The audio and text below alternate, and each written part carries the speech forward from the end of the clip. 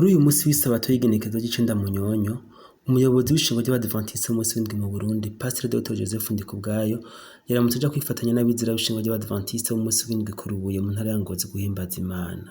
Mu rugendo rwiwe yagize yerekeza mu ntara ya Ngozi, ageze mu ntara ya Kayanza yasanze abizera benshi, harimwo n'igitigiri kitari gito c'urwaruka rw'abajiya baje kumutegera ngo bamuherekeze guhimbariza Imana hamwe mu ntara ya Ngozi. Mugabo mbere yuko tuva ngaha tuja hari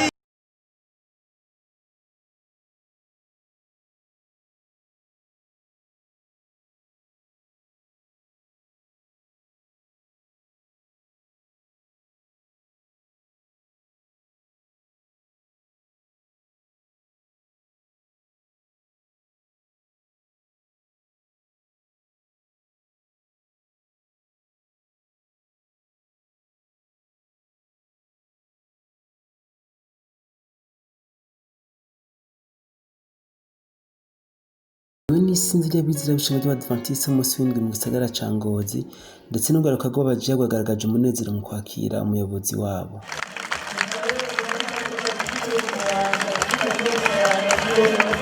Integuro z'ishengero zarangurutse mu mutekano ntangere, ndetse yanasangiye n'ijambo ry'Imana n'abizera b'ishengero ry'Abadiventiste w'umunsi w'indwi rya Rubuye, aho hatanze isomo ry'urufatiro ruboneka muri Yona 1 kuva ku murongo wa 4 gushika kuri 6.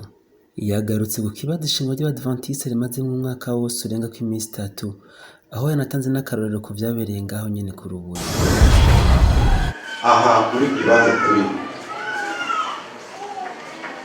niho harungikwa ipica y'abakurubuye bateguye ngo bafotore barungike bakaza gutera induru ngaha. None uno munsi nashaka gukomera amashyi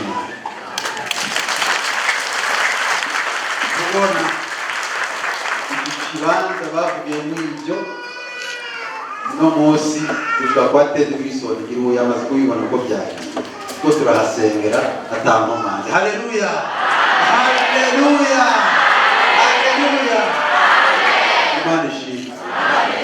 Integuro z'ishengero ziheze, yatanze ikiganiro ku bizera bose bari ngaho, aho umwe wese yabaza ikibazo ashatse ku buzima bw'ishengero, ndetse yanabahaye umuco